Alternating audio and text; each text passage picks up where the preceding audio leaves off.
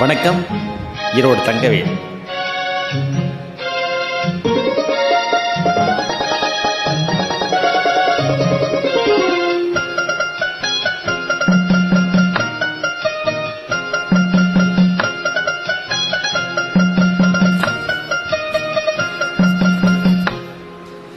ஆறு மனமே யாரு, அந்த ஆண்டவன் கட்டளை யாரு?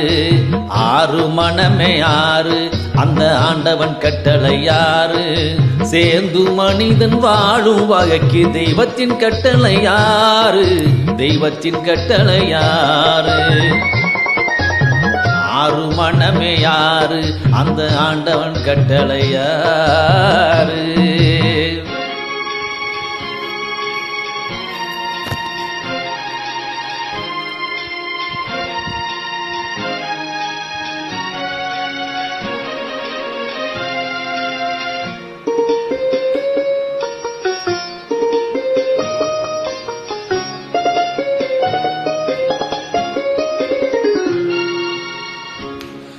ஒன்றே சொல்வார், ஒன்றே செய்வார், உள்ளத்தில் உள்ளது அமைதி.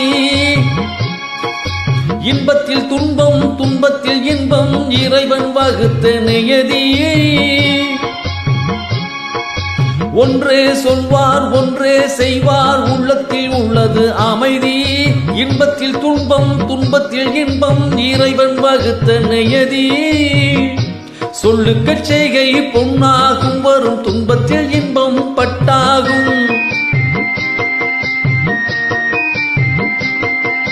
சொல்லுக்கு செய்கை பொன்னாகும், வரும் துன்பத்தில் இன்பம் பட்டாகும். இந்த இரண்டு கட்டளை அறிந்த மனதில் எல்லா நன்மையும் உண்டாகும், எல்லா நன்மையும் உண்டாகும்.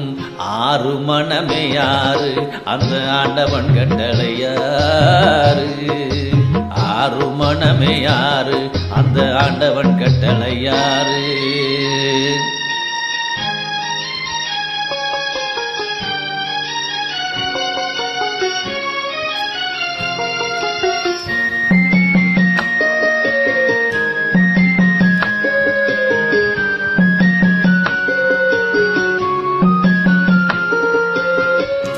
உண்மையை சொல்லி நன்மையை செய்தால் உலகம் உன்னிடம் மயங்கும்.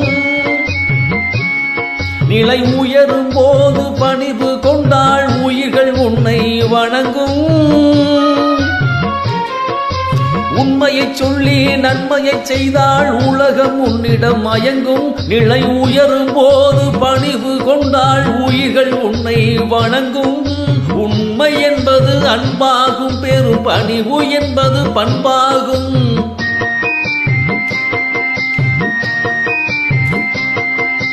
உண்மை என்பது அன்பாகும், பெரும் பணிவு என்பது பண்பாகும். இந்த நான்கு கட்டளை அறிந்த மனதில் எல்லா நன்மையும் உண்டாகும், எல்லா நன்மையும் உண்டாகும். ஆறு மனமே யாரு, அந்த ஆண்டவன் கட்டளை யாரு? ஆறு மனமே யாரு, அந்த ஆண்டவன் கட்டளை யாரு?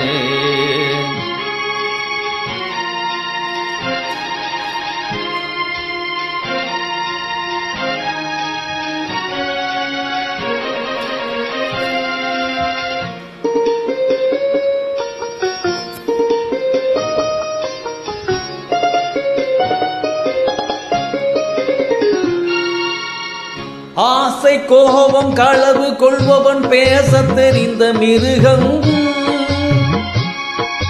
அன்பு நன்றி கருணை கொண்டவன் மனித வடிவில் தெய்வம். இதில் மிருகம் என்பது கள்ள மனம், உயர் தெய்வம் என்பது பிள்ளை மனம்.